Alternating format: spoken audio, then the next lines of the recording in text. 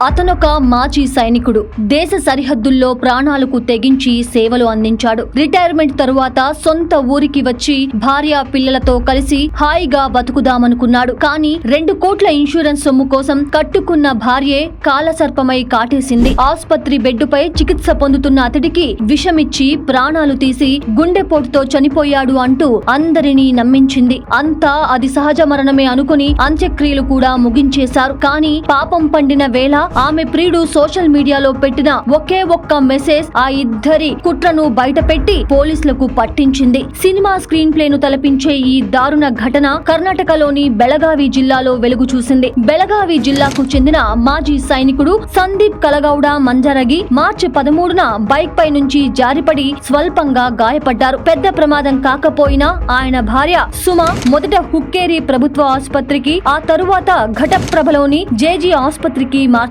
అప్పటికే సుమకు సందీప్ మాజీ business partner అయిన పుండలీక డొంబర్కు మధ్య వివాహేతర సంబంధం ఉంది. సందీప్ పేరు మీద ఉన్న 2 కోట్ల ఇన్సూరెన్స్ పాలసీల డబ్బును కాచేయటానికి ఇదే మంచి అవకాశంగా భావించారు. మార్చి 15న ఆసుపత్రిలో సందీప్ చికిత్స పొందుతూ ఉండగా సుమ, పుండలీక కలిసి ఆయనకు ఎక్కుతున్న సెలైన్ బాటిల్లో రహస్యంగా విషాన్ని, నిద్ర మాత్రలను కలిపి ఎక్కించి దారుణంగా హత్య చేశారు. హత్య అనంతరం సందీప్ గుండెపోటుతో మరణించాడని నమ్మించేందుకు సుమ, పుండలీక కలిసి వైద్యులకు, ఫోరెన్సిక్ సిబ్బందికి 3 లక్షలకు పైగా లంచమిచ్చారు. దాంతో ఆసుపత్రి సిబ్బంది ఎలాంటి విష ప్రయోగం జరగలేదని తప్పుడు రిపోర్టులు సృష్టించారు. అయితే ఆరోగ్యంగా ఉండే సందీప్ చిన్న బైక్ ప్రమాదానికే అకస్మాత్తుగా ఎలా చనిపోతాడు అనే అనుమానం పోలీసులకు, సందీప్ సోదరుడికి మొదటి నుంచి ఉంది. కరెక్ట్ గా ఇదే సమయంలో సుమ ప్రియుడు పుండలిక్ సోషల్ మీడియాలో ప్రమాదానికి గురైన వ్యక్తి అకస్మాత్తుగా ఎలా చనిపోతాడు అంటూ తనకు ముందే అంతా తెలిసినట్లుగా పెట్టిన ఒకే ఒక్క మెసేజ్ పోలీసుల కంటపడింది. దాంతో అనుమానం వచ్చిన పోలీసులు వెంటనే పుండలీక్ ను అదుపులోకి తీసుకొని విచారించటంతో